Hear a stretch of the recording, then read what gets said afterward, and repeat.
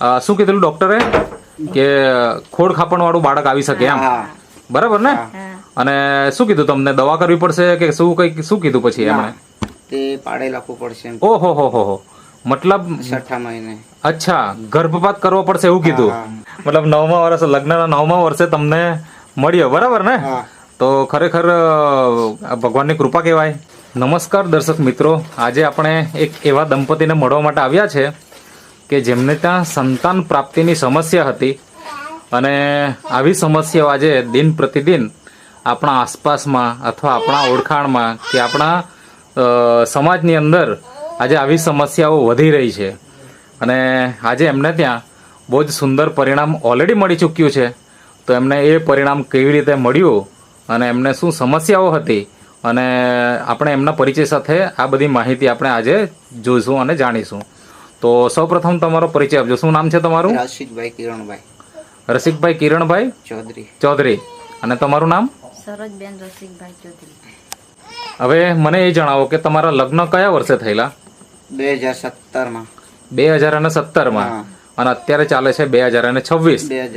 એટલે 9 વર્ષ થઈ ગયા એમ કહેવાય ને, બરાબર ને? અને 9 વર્ષ દરમિયાન આમ જોવા જઈએ તો આપણે ત્યાં બાળકો તો હોય જ, બરાબર ને? અને હું એવો પ્રશ્ન પૂછું છું કે તમને અત્યારે તો અમારે ત્યાં બાળક છે કે નથી? અત્યારે છે. કેટલા મહિના થઈ ગયા? 10 મહિના થઈ ગયા. તો મતલબ એમ કહેવાય કે 8 વર્ષ પછી તમારે ત્યાં બાળક આવ્યું, બરાબર ને? 2017માં લગ્ન થયા. 2017માં લગ્ન થયેલા. પછી કયા વર્ષે તમે પ્રયત્ન કર્યા કે હા હવે તો બાળક જોઈએ એમ? તમને એવું ક્યારે લાગવા લાગ્યું? 5મા મહિનાથી લાગવા લાગેલું. બરાબર, મતલબ 5 મહિના થયા લગ્નના, પછી તમારી ઈચ્છા હતી કે બાળક હવે રાખવું છે એમ, બરાબર? પછી શું થયું? પછી રેતું તો નહીં હતું. અચ્છા, કેટલા વર્ષ એવા થયા? લગ્નના કેટલા વર્ષ થયા પછી ત્યાં સુધી તમે પ્રયત્ન કરતા રહ્યા પણ રિઝલ્ટ મળ્યું ને? અને ડોક્ટર પાસે કે હોસ્પિટલમાં તમે કોઈ જગ્યાએ બતાવ્યું હોય એવું કેટલા વર્ષ પછી તમે બતાવ્યું પહેલી વખત? એ તો મેં 3 વર્ષ પછી જ બતાવેલું. લગ્નના 3 વર્ષ થયા પછી પહેલી વખત તમે ગયા, અને ત્યાં ગયા પછી શું કર્યું? આ બુવારી બતાવેલું, રિપોર્ટ બધું જ કમ્પ્લીટ. અચ્છા, બંનેના? પતિ પત્નીના બંનેના? હા, બંને. અને શું કીધું રિપોર્ટમાં? નોર્મલ એકદમ. અચ્છા, નોર્મલ. હા, કોઈ તકલીફ નથી એમ? ના, કોઈ નહીં. પછી દવાઓ આપી કે શું કર્યું? દવા આપેલી. કેટલા મહિના વાપરી? આપેલી એના માટે. અચ્છા, આમના માટે, તમારી વાઈફ માટે આપી? હા, એમના માટે. અને તમારા માટે નહીં? નહીં. અચ્છા, અને કેટલા મહિના દવા વાપરી? 3 મહિના જેવા છે. 3 મહિના. પછી ત્યાં આગળ રિઝલ્ટ આવ્યું કે નહીં આવ્યું? ના. પછી શું કર્યું? પછી ગયા વાસદા. એ કેટલા સમય પછી ગયા? એ વર્ષ પછી જેમ ગયા પાછા. અચ્છા, 1 વર્ષ થઈ ગયું, વળી પાછા તમે બીજી જગ્યાએ ગયા વાંસદામાં. ત્યાં શું કીધું? ત્યાં એકદમ નોર્મલ જ બધું બતાવે, કમ્પ્લીટ બતાવે. એટલે બંને જગ્યાએ તમે જ્યાં પણ ગયા ત્યાં તમને કીધું કે નોર્મલ છે એમ? બરાબર છે. અને દવાઓ ચાલતી હતી? દવા ચાલે જ. અહીંયા વાંસદામાં કેટલી વખત તમે કેટલા સમય સુધી દવા લીધી? એ 4 મહિના હતા. 4 મહિના. પછી ત્યાં રિઝલ્ટ મળ્યું નહીં? હવે મને જણાવો કે લગ્નના 3જા વર્ષે તમે એક હોસ્પિટલમાં ગયા, વળી પાછું 1 વર્ષ થયો અને બીજી હોસ્પિટલ ગયા, એવી રીતના મતલબ 4 વર્ષ તો નીકળી ગયા. અને આપણે અત્યારે જોઈએ તો 8 વર્ષ પછી બાળક આવ્યું. તો જે વચ્ચેનો જે સમયગાળો છે 4 વર્ષનો, એમાં તમે કોઈ જગ્યાએ ભગત ભુવા કે પછી વેદ કે આવી કોઈ જગ્યાએ બતાવ્યું કે નહીં બતાવ્યું? બિલકુલ નહીં. તો તમે મતલબ દવા હવે કરવાના જ નિયમ કરીને છોડી દીધું કે પછી પૈસાનો પ્રોબ્લેમ હતો કે શું હતો? પૈસાનો નહીં, એમ જ. અત્યારે હવે કઈ કરવું જ નથી એમ? અચ્છા, તો અત્યારે તો તમારે ત્યાં બાળક છે, 10 મહિના થઈ ગયા એમ તમે કીધું, બરાબર ને? તો રિઝલ્ટ શેનાથી આવ્યું? નેચરલ મૂળ પાવડર થી. આ જે અહીંયા જે આપણે રાખ્યું છે આનાથી રિઝલ્ટ આવ્યું? નેચરામોર જે છે બહેનો માટે છે, ભાઈઓ માટે છે, મતલબ નેચરામોર ફોર વુમન ઓરિજિનલ છે, ન્યુટ્રી લીવર છે, વુમન વેલનેસ, મેન વેલનેસ, બરાબર ને? આ વસ્તુ તમે વાપરી તો તમને આ મળી કેવી રીતના એ વાત કરો. ક્યાંથી મળી? કોણે માહિતી આપી? પીપલવાડા ગયેલા કે નહીં? હા, પપ્પાએ કીધું કે ત્યાં મુકેશ કાકાના દુકાને જાઓ. હા, અમે ત્યાં ગયેલા. અચ્છા.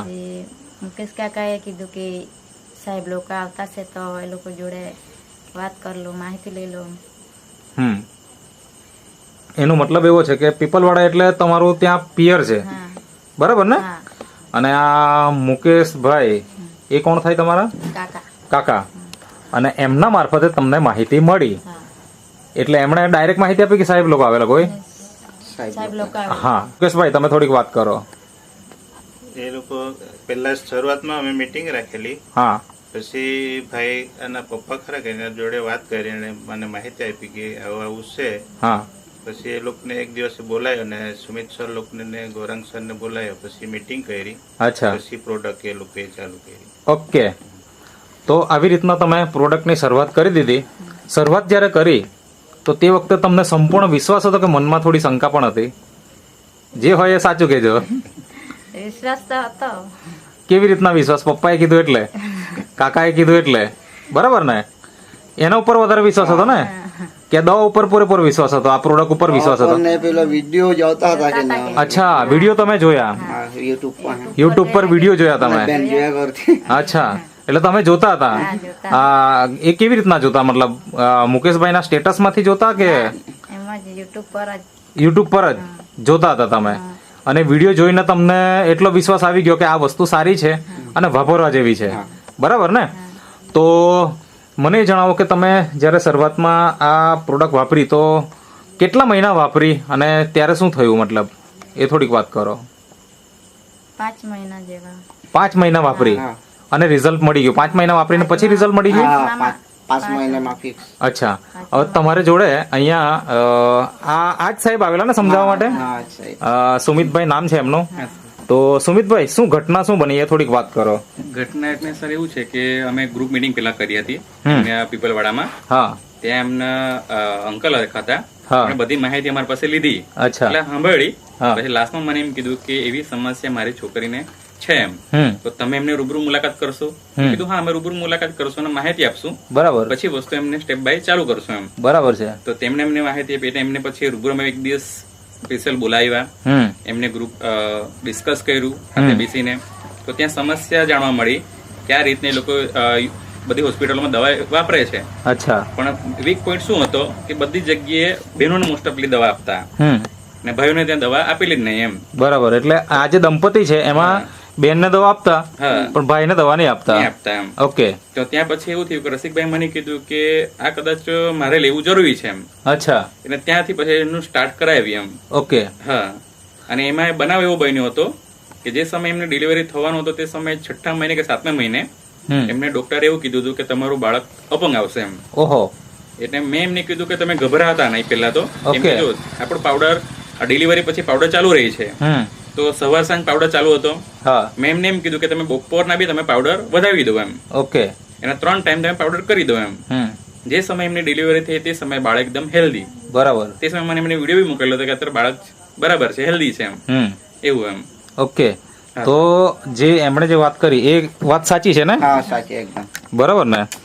વાતનો સાર એ છે કે 2 જગ્યાએ તમે હોસ્પિટલમાં બતાવ્યું હા. અને ત્યાં તો ખાલી બેનની ટ્રીટમેન્ટ હતી અને તમારી ટ્રીટમેન્ટ કઈ નહીં કરતા, કારણ કે રિપોર્ટ નોર્મલ છે એ હિસાબે. પણ શક્યતાઓ તમને એવી લાગે કે કદાચ મારામાં પણ ખામી હોઈ શકે, હા. બરાબર ને? હા. અને એના હિસાબે તમે નેટસફની જે પ્રોડક્ટ જ્યારે લીધી તો પતિ પત્નીએ બંને જ વાપરવાનું ચાલુ કર્યું હા, બંને. અને 5 મહિના વાપર્યા પછીથી તમને ત્યાં પ્રેગ્નન્સીનું રિઝલ્ટ મળી ગયું, બરાબર ને? તો અત્યારે તો બાળક પણ છે. હા, તમારા અહીંયાથી અત્યારે ગયો તો થોડુંક બોલાવો ને, આપણે જોઈ જ લઈએ. લાવજો ને. તો મિત્રો, આ તમે જોઈ શકો છો, આ બાળક છે એકદમ તંદુરસ્ત. અને જ્યારે પ્રેગ્નન્સી દરમિયાન શું કીધું ડોક્ટરે કે ખોડ ખાપણ વાળું બાળક આવી શકે એમ, હા. બરાબર ને? હા અને શું કીધું તમને? દવા કરવી પડશે કે શું, કઈ શું કીધું પછી એમણે? તે પાડે લખવું પડશે એમ. ઓહો હો હો, મતલબ 6ઠા મહિને. અચ્છા, ગર્ભપાત કરવો પડશે એવું કીધું, હા. બરાબર ને? હા. તો આ સમસ્યા મતલબ ઘણી મોટી કહેવાય, કારણ કે રિપોર્ટની અંદર જો બતાવ્યું હોય તો ડોક્ટર એમ જ કહેશે કે ભાઈ હવે ગર્ભ પાડી નાખવો પડશે એમ. તો તમે શું તૈયાર હતા એના માટે? ના, અમે પેલું રિપોર્ટ કરાવ્યો પેલું. મતલબ તમે રિપોર્ટ કરાવ્યો? હા, રિપોર્ટ કરાવ્યો. પછી શું થયું? 12 હજારનો રિપોર્ટ કરાવ્યો. હા, પછી? રિપોર્ટ કરાવીને પાછા 15 દિવસ રાહ જોઈ. પછી રિપોર્ટમાં તો કમ્પ્લીટ આવ્યું હા. તો અમે પછી સરકારીમાંથી ખાનગીમાં નીકળી ગયા. અચ્છા પછી ત્યાં રિપોર્ટ બતાવી, રિપોર્ટમાં કહે કે એકદમ 99% સારું જ છે એમ. ઓકે હા.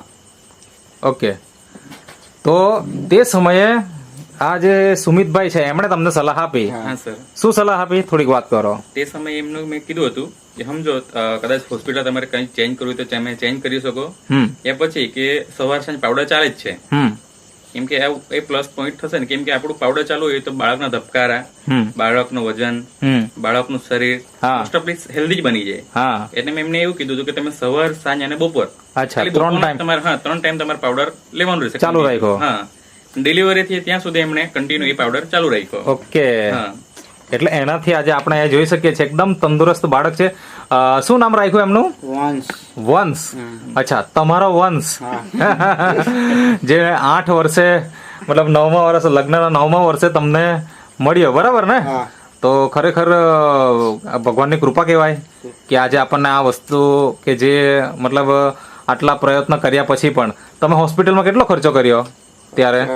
2 હોસ્પિટલમાં અંદાજે હોસ્પિટલમાં અંદાજે 20-40 હજારનો ખર્ચ. 40,000 નો ખર્ચો કરી નાખેલો. અને એની સામે આ પ્રોડક્ટ તમે 5 મહિના દરમિયાન કેટલી વાપરી અંદાજે? સુમિતભાઈ કેટલા રૂપિયાની વાપરી હશે?